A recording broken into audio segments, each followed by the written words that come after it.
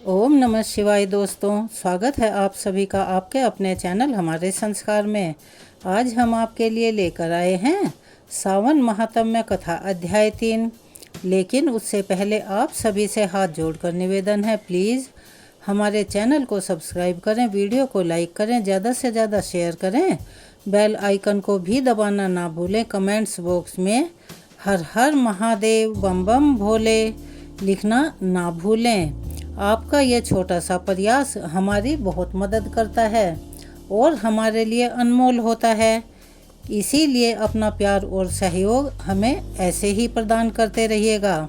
आइए अब सुनते हैं सावन मास महात्म्य के तीसरे दिन का अध्याय। भगवान शिव देवी पार्वती से कहते हैं कि हे देवी, अपने इस आदि स्वरूप को मैंने योग बल से जाना है और स्वयं ही इसका निरूपण भी किया है। यह सोमनाथ पूर्वान्ह काल में ऋग्वेद में स्थित होते थे, मध्याह्न में यजुर्वेद के भीतर इनकी स्थिति होती थी, अपराह्न काल में सामवेद में और संध्या के समय अथर्ववेद में ये विराजमान होते थे। मैं अंधकार से परे सूर्य के समान प्रकाशमान इस अंतर्यामी महापुरुष सोमेश्वर को जानता हूँ। इनको ही जानकर मनुष्य कभी मृत्यु को प्राप्त नहीं होता, अर्थात वह सभी बंधनों से मुक्त हो जाता है। मनुष्यों की मुक्ति के लिए दूसरा कोई सरल मार्ग नहीं है। पार्वती, इस प्रकार महामहिमाशाली सोमनाथ के महात्म्य का दिग्दर्शन मात्र मैंने करवाया है। श्री सूत जी कहते हैं, महर्षियों, महादेवी पार्वती ने इस प्रकार प्रभास क्षेत्र की महिमा सुनकर फिर से भगवान शंकर से पूछा कि हे प्रभु, हे महादेव, हे सुरेश्वर, संपूर्ण ज्ञान से संपन्न आपको नमस्कार है। प्रभु, इस दिव्य लिंग का सोमेश्वर नाम किस समय हुआ और किस प्रकार पड़ा? कृपया पूर्वक यह भी मुझे बतलाइए। तब भगवान शंकर कहने लगे, देवी, पूर्व काल में मैं ही स्पर्श लिंग स्वरूप से विद्यमान था। उस समय कोई भी मनुष्य यहाँ मुझे नहीं जानता था।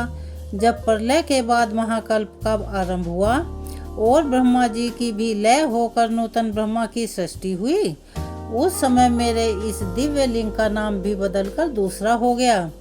अब तक 6 ब्रह्मा बदल गए हैं और अब ये 7वें ब्रह्मा चल रहे हैं। इस समय जो प्रजापति ब्रह्मा जी हैं, इनका नाम शतानंद है। देवेश्वरी, यह ब्रह्मा जब 8 वर्ष के हुए तब से लेकर मेरे इस लिंग का नाम सोमनाथ प्रसिद्ध हो गया।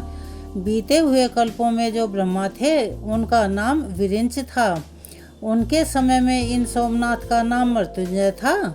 इसके बाद दूसरे कल्प में जो दूसरे ब्रह्मा हुए वे पद्मभू नाम से विख्यात हुए थे। देवी, उनके समय में मेरे इस लिंग का नाम कालाग्नि रुद्र हुआ। तीसरे ब्रह्म की प्रसिद्धि स्वयंभू नाम से हुई। उस समय सोमनाथ का नाम अमृतेश था। चौथे ब्रह्मा परमेष्टि नाम से विख्यात हुए। उस समय उनका नाम अनामय था। 5वें ब्रह्मा सूरज जेठ नाम से विख्यात हुए। उस समय सोमेश्वर देव का नाम कृतिवास था। 6ठे ब्रह्मा का नाम हेमगर्भ था। उनके समय में सोमनाथ का नाम भैरवनाथ रखा गया। यह जो 7वें ब्रह्मा हैं, शतानंद कहलाते हैं। इस समय मेरे इस लिंग का नाम सोमनाथ से प्रसिद्ध हुआ है और ये सोमनाथ के नाम से जाना जाता है। इसके बाद आने वाले कल्प में 8वें ब्रह्मा चतुर्मुख नाम से विख्यात होंगे। उस समय सोमेश्वर देव का नाम प्राणनाथ होगा। इस तरह जो ब्रह्मा बीत जाते हैं और प्रलय के बाद पुनः जो नए ब्रह्मा उत्पन्न होते हैं, उनकी 8 वर्ष की आयु होने तक सोमेश्वर देव का एक नाम रहता है। उसके बाद वह बदल जाता है। इस प्रकार देवी, संक्षेप में मैंने तुम्हें सोमनाथ के नाम बताए हैं। तब देवी बोली, हे देवेश्वर, मनुष्य के ऊपर दया करने के लिए मैं भी आपके साथ बार बार प्रकट हुई हूँ। उस समय मेरे कौन कौन से नाम थे, कृपया यह भी बतलाइए। तब महादेव जी कहने लगे, आदि कल्प में तुम्हारा नाम जगन माता था, दूसरे में जगदनी, तीसरे में शांभवी, चौथे में विश्वपिणी, 5वें में नंदिनी, 6ठे में गणाम्बिका और 7वें में तुम्हारा नाम विभूति हुआ था।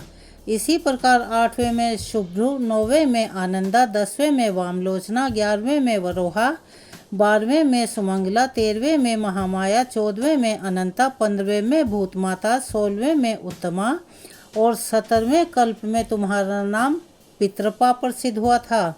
इसके बाद तुम दक्ष कन्या सती के नाम से प्रसिद्ध हुई। उस समय दक्ष द्वारा अपमानित होने से तुमने अपना शरीर त्याग दिया था। इसके बाद 12 कल्प आने पर पुनः हिमवान ने तुम्हारी आराधना करके तुम्हें पुत्री रूप में प्राप्त किया। इसके बाद अत्यंत दुष्कर और अद्भुत तपस्या करके तुमने मुझे पति रूप में पाया और पार्वती के नाम से प्रसिद्ध हुई। सुमुखी, जब तक इस कल्प का अंत होगा तब तक मैं तुम्हारे साथ कैलाश पर्वत पर क्रीड़ा करूंगा।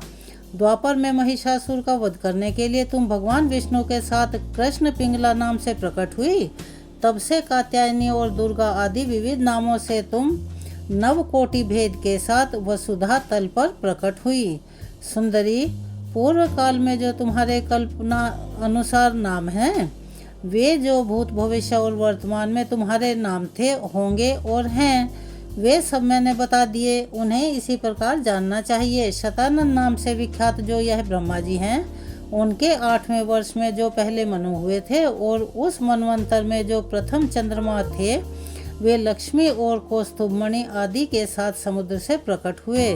उन्होंने काल भैरव नाम से इस सोमेश्वर लिंग की आराधना की और बड़ी भारी तपस्या में संलग्न होकर 14 युग बिता दिए। सुंदरी, उनकी वह अद्भुत और घोर तपस्या देखकर मैं बहुत प्रसन्न हुआ था और बोला कि चंद्रदेव वर मांगो। सुबह तब उन्होंने अपने भक्ति भाव से मुझे संतुष्ट करके कहा कि प्रभु, यह ब्रह्मा जी जब तक रहें तब तक आपका नाम सोमनाथ के रूप में ही प्रसिद्ध रहे। मनवंतर समाप्त होने पर जो कोई भी दूसरे चंद्रमा हो, उन सब के यह सोमनाथ जी कुल देवता हों। तब मैं तथास्तु कहकर फिर से उसी शिवलिंग में लीन हो गया। यह मैंने सोमनाथ के गुणों का संक्षेप में वर्णन बताया है। समुद्र के रत्नों की तरह सोमेश्वर के गुणों का विस्तार भी अचिंत्य है। उनकी महिमा का चिंतन भक्तों की बुद्धि बढ़ाने वाला है। मद मोहित मूर्ख मनुष्य उनके स्वरूप को कभी नहीं जान पाते। देवी ने पूछा, भगवान जिस तेजो में लिंग का ऐसा महात्म्य है, उसके इस क्षेत्र में कहाँ पर स्थिति है? तब महादेव जी ने कहा, देवी सुनो, वज्रनी नदी के पूर्व नयकुमती नदी तक 4 योजन चौड़ा और 5 योजन लंबा मेरा गर्भगृह है। इसको मैं कभी नहीं छोड़ता। पश्चिम दिशा में समुद्र के पास कृत स्मर के आगे 100 धनुष की दूरी पर मेरा महाप्रभावशाली स्वयंभूलिंग स्थित है। उसमें साक्षात परमेश्वर भगवान शंकर रूप में मैं निवास करता हूँ। इसी के बीच में सोमेश्वर के चारों ओर 14 भागों में 200 धनुष की गोलाकार कर्णिका है, जो मुझे अति प्रिय है। उसमें जो प्राणी निवास करते हैं, वे सभी पापों से शुद्ध होकर, चाहे वो इस जन्म के हों या पूर्व जन्म के हों, वो मेरे लोक में जाते हैं। जो मनुष्य सैकड़ों विघ्नों से घिरकर या बंधकर प्रतिज्ञा पूर्वक जीवन भर इस क्षेत्र में निवास करता है, वह उस परम धाम में जाता है, जहाँ जाकर कोई भी दुख नहीं करता। जो प्रभास क्षेत्र में मरता है, वह यमलोक में नहीं जाता। भयंकर कलिकाल का आगमन जानकर मैंने यहाँ रक्षा के लिए विघ्नराज गणेश जी को स्थापित किया है। ब्रह्मघाती पातकी ब्राह्मण द्वेषी शिव, भक्तों की निंदा करने वाले, कृतघ्न, शठ, लोक शत्रु, गुरु द्रोही, तीर्थों और मंदिरों के कंटक रूप तथा पाप परायण निंदित मनुष्य अगर इस क्षेत्र में आकर अपने प्राण त्यागते हैं, तो वे 10,000 दिव्य वर्षों तक दासी पुत्र बनते हैं। उसके बाद ब्रह्म राक्षस होते हैं, फिर हीन योनि में अथवा पक्षियों की योनि में जन्म लेते हैं। इसीलिए पूरा प्रयास करके वहाँ कभी भी कोई पाप ना करो। अन्य अनन्य स्थानों का पाप इस क्षेत्र में आकर नष्ट हो जाता है, लेकिन यहाँ किया हुआ पाप पिशाच योनि और नरक में डालने वाला होता है। जो मनुष्य अपने मन को एकाग्र और संयमित रखकर इंद्रियों को अपने वश में करके मेरा ध्यान करते हुए यहाँ शतरुद्रीय का जप करते हैं, वे निसंदेह सिद्ध हो जाते हैं। अगर कोई मनुष्य उत्तम प्रभास क्षेत्र को जाए तो उसे ऐसा प्रयास करना चाहिए जिससे वह फिर वहाँ से बाहर ही ना जाए। भूलोक में जो लिंग है, उन सब में सोमनाथ मुझे अति प्रिय है। देवी, इस दिव्य लिंग में जो गुण हैं, वह मुझे ही ज्ञात हैं। उन्हें हर कोई नहीं जानता, सिर्फ मैं ही उन्हें जानता हूँ। दूसरा कोई भी किसी प्रकार उन्हें जान ही नहीं सकता। जिस समय ना ब्रह्मा थे, ना भूमि थी, ना सूर्य थे, ना यह संपूर्ण जगत था, उस समय ब्रह्मा जी के प्रलय काल में यह दिव्य लिंग भवानी व्रती का आश्रय लेकर, अर्थात भविष्य में मुझे यहीं पर प्रकट होना है, ऐसी भावना रखकर इस स्थान की रक्षा करता रहा। देवी देव मनुष्य आदि सब लोग तभी तक संसार में भ्रमण करते हैं जब तक कि मेरे स्वरूप भूत सोमनाथ को प्राप्त नहीं होते। यह प्रभास क्षेत्र मोक्ष धाम कहा गया है। इस प्रकार मैंने तुम्हारी जानकारी के लिए सोमनाथ के महान भाव का वर्णन किया है। जो मनुष्य सदा इसका पाठ करेंगे वे मुझ चंद्रमौली शिव के धाम में जाएंगे। देवी, जो भक्तजन सोमेश्वर की शरण में आते हैं वे इस भयंकर संसार चक्र में फिर कभी नहीं भटकते, यानी उन्हें आवागमन से मुक्ति मिल जाती है। आज के वृतांत को हम यहीं विराम देते हैं। आज हम आपको सुनाने जा रहे हैं भगवान के एक भोले भक्त और सच्चे भक्त की कहानी, जिसके पास भोलेनाथ को अर्पित करने के लिए कुछ भी नहीं था। बाकी लोग तो मंदिर में आया करते थे, भगवान को बहुत महंगे महंगे चढ़ावे अर्पित किया करते थे, लेकिन एक उनका वो भक्त था जो एकदम निर्धन था, खाली हाथ आता और भगवान के मंदिर में कुछ देर बिताकर सच्चे मन से भगवान का ध्यान करता, दीपक जलाता और वापस अपने घर चला जाता। कहा जाता है कि जब भी हम किसी को सुख देते हैं तो उसके बदले में हमें सुख मिलता है और कभी कभी देर से मिलता है, जिसके बारे में कहा जाता है कि देर है अंधेर नहीं, लेकिन मिलता जरूर है। और भोलेनाथ तो अपने भक्तों पर बहुत जल्दी प्रसन्न हो जाते हैं, इसीलिए तो भोलेनाथ कहे जाते हैं बहुत दयालु हैं। अगर हम सच्चे मन से भगवान को पुकारें तो भगवान कितने भी मुश्किल में क्यों ना हो, भगवान हमारे दुखों को अवश्य दूर करते हैं और हमारी जो भी इच्छा है वह भी पूरी करते हैं।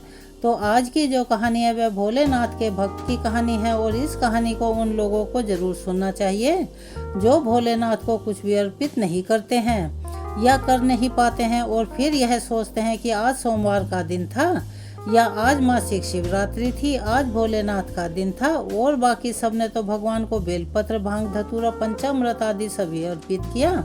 आपके पास चढ़ाने के लिए केवल 1 लोटा गंगा जल था और कभी कभी तो गंगा जल का अभाव होता है, तो तब वहाँ पर 1 लोटा साधारण जल भी चढ़ाया जा सकता है और केवल तेल का एक ही दीपक था जो जलाने के लिए था। अब ऐसे में आपको यह भी जानने को मिलेगा कि आखिरकार भगवान कैसे प्रसन्न होते हैं, किस तरह भक्ति से भगवान प्रसन्न होते हैं। तो एक बार एक नगर में भगवान शिव का एक भव्य मंदिर था, बहुत सुंदर मंदिर था, जहाँ भगवान शिव पूरे परिवार के साथ विराजमान थे। वहाँ पर हर वर्ष दूर दूर से भक्तजन शिव जी के दर्शन करने के लिए आया करते थे। सावन का महीना था, दूर दूर से कावड़िया कावड़ लेकर भगवान शिव को जलाभिषेक करने के लिए आए हुए थे। मंदिर पूरा भक्तों की भीड़ से खचाखच भरा हुआ था।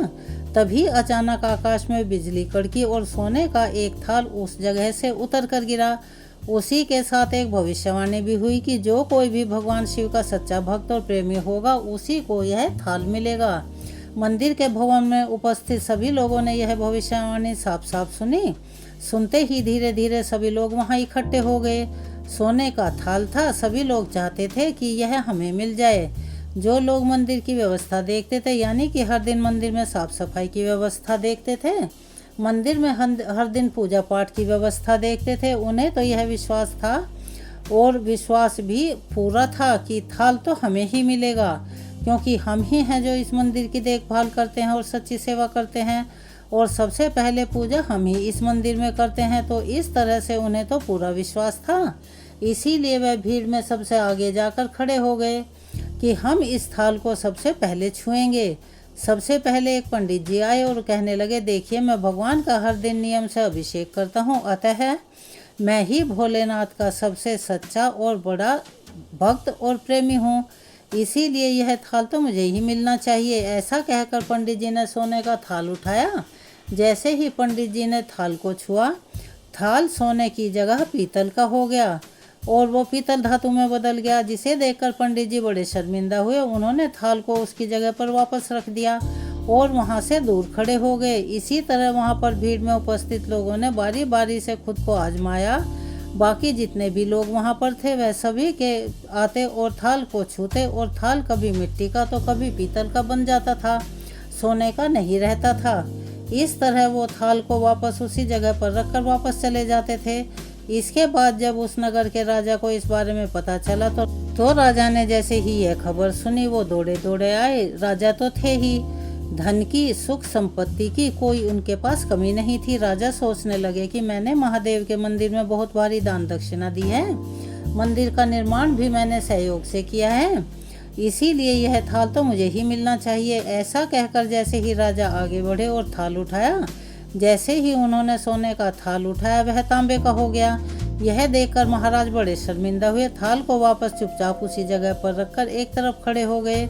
इसके बाद इसी तरह एक से बढ़कर एक दानी, महात्मा और भक्त पधारे, लेकिन वह थाल अपना सोने का गुण छोड़कर किसी के हाथ में पीतल का, किसी के हाथ में तांबे का और किसी के हाथ में मिट्टी का हो जाता था, लेकिन सोने का तो रहा ही नहीं। तब सभी लोगों को यह पता चल गया कि हम में से कोई भी महादेव का सच्चा भक्त नहीं है, यानी कि अब तक हमने अपने जीवन में महादेव जी की जो पूजा भक्ति की है वह सच्ची थी ही नहीं, क्योंकि उसमें हमारा भाव नहीं था, हम सिर्फ दिखावे के लिए कर रहे थे। उस सभी में हमारा स्वार्थ था, झूठ था और एक दिखावा था। उसी समय एक गरीब किसान का वहां आना हुआ। वह बेचारा महीनों बाद आज चातुर्मास के शुभ अवसर पर भोलेनाथ के दर्शन करने आया था।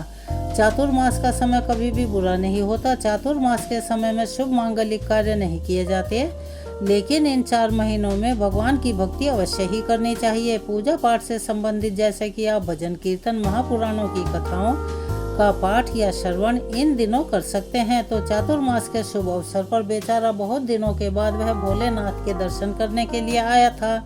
एक तो गरीबी, ऊपर से गृहस्थी के बोझ तले दबा हुआ वह गरीब दिन रात खेतों में मेहनत मजदूरी करके अपना और अपने परिवार का गुजारा किया करता था। अभी रास्ते में ही आ रहा था कि कोई भिखारी उसे मिल गया और कुछ मांगने लगा। इस किसान को उस पर दया आ गई। अपने खाने के लिए जो खाना वह साथ लाया था, जो कि वह काम करने के दौरान अक्सर बीच में खाया करता था, उसने वही खाना उस भिखारी को दे दिया, यह सोचकर कि शायद इस खाने की जरूरत मुझसे ज्यादा इस भिखारी को है। थाल के बारे में उस गरीब किसान ने भी सुना था, लेकिन उसने इस ओर बिल्कुल भी ध्यान नहीं दिया। वह सोचकर कि मैं तो ना कभी भगवान को चढ़ावा चढ़ाता हूँ, ना कभी नियम पूर्वक मंदिर में जाता हूँ, ना मैंने कभी ब्राह्मणों को भोजन करवाया है, ना किसी प्रकार की कोई दान दक्षिणा दी है। दान दक्षिणा कैसे देता? बेचारा बड़ी मुश्किल से तो अपने परिवार का पेट भरा करता था। तो वह व्यक्ति सीधा मंदिर में गया और महादेव का पूजन करके बाहर आ गया। परिक्रमा करके जब वह जाने को तैयार हुआ, तभी पीछे से एक व्यक्ति बोला जो भीड़ में ही था। उसने कहा, भाई जरा तुम भी इस थाल को उठाकर देख लो, हो सकता है तुम ही वह सच्चे भक्त हो जिसके लिए यह थाल आसमान से उतरकर आया है।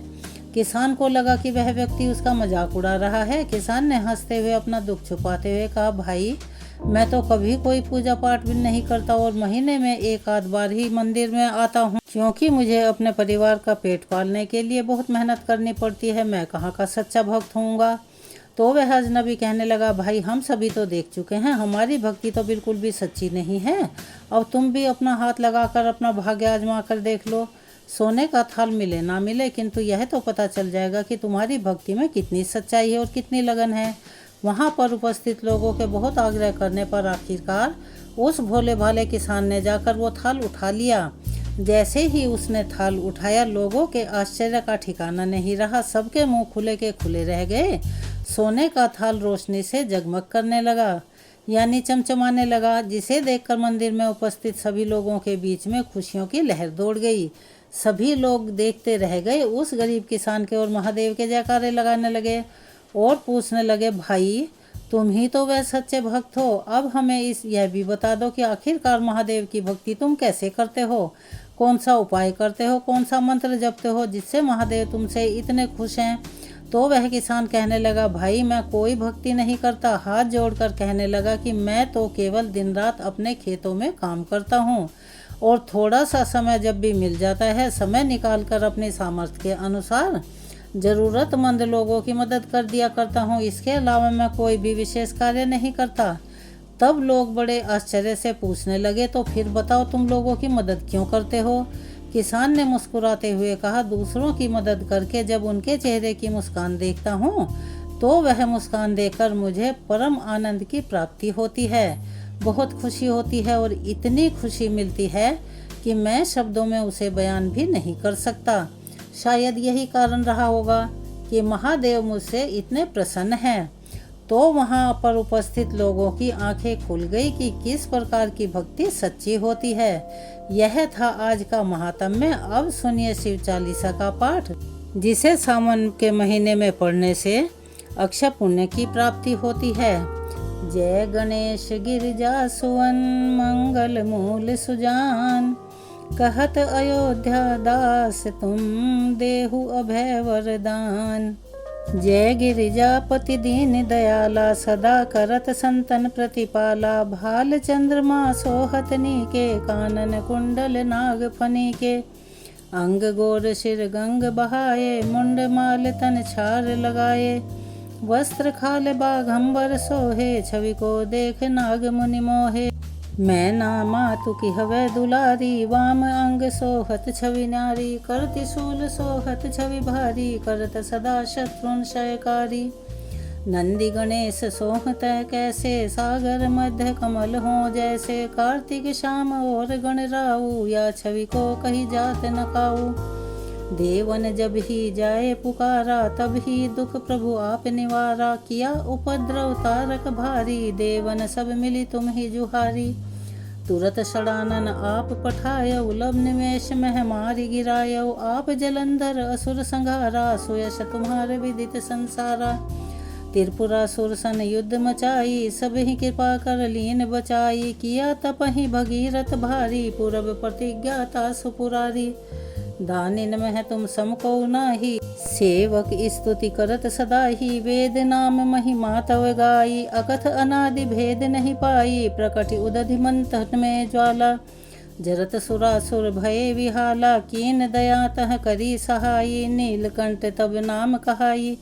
पूजन रामचंद्र जब कीना, जीत के लंक विभीषण दीना। सहस्त्र कमल में हो रहे धारी, कीन परीक्षा तब ही पुरारी। एक कमल प्रभु राखे जोई, कमल नयन पूजन चह सोई। कठिन भक्ति देखी प्रभु शंकर, भये प्रसन्न दिए इच्छित वर। जय जय जय अनंत विनाशी, करत कृपा सबके घटवासी। दुष्ट सकल नित मोहि सतावे, भ्रमत रहे मोहि चैन न आवे। त्राहि त्राहि मैं नाथ पुकारो, यही अवसर मोहि आन उबारो। ले त्रिशूल शत्रुन को मारो, संकट से मोहि आन उबारो। मात पिता भ्राता सब होई, संकट में पूछत नहीं कोई। स्वामी एक है आस तुम्हारी, आए हरौ मम संकट भारी। धन निर्धन को देत सदा ही, जो कोई जांचे सो फल पाही। स्तुति के ही विधि करो तुम्हारी, समहु नाथ अब चूक हमारी। शंकर हो संकट के नाशन, मंगलकारी विघ्न विनाशन। योगी यति मुनि ध्यान लगावे, शारद नारद शीश नवावे। नमो नमो जय नमः शिवाय, सुर ब्रह्मादिक पार न पाए। जो यह पाठ करे मन लाई, तापर होत है शंभु सहाई। ऋणिया जो कोई हो अधिकारी, पाठ करे सो पावन हारी। पुत्रहीन इच्छा कर कोई, निश्चय शिव प्रसाद ते ही होई। पंडित त्रियोदशी को लावे, ध्यान पूर्वक होम करावे। त्रयोदशी व्रत करे हमेशा, ताके तन नहीं रहे कलेशा। धूप दीप नवैध चढ़ावे, शंकर सम्मुख पाठ सुनावे। जन्म जन्म के पाप नसावे, अंत धाम शिवपुर में पावे। कहत अयोध्या दास तुम्हारी, जाने सकल दुख हरहु हमारी। नित्य नेम कर प्रातः ही, पाठ करो 40। तुम मेरी मनोकामना पूर्ण करो जगदीश। मगसर छठी है मंत्र ऋतु, संवत 64 जान। स्तुति चालीसा शिव ही पूर्ण कीन कल्याण। यहाँ पर शिव चालीसा समाप्त होती है।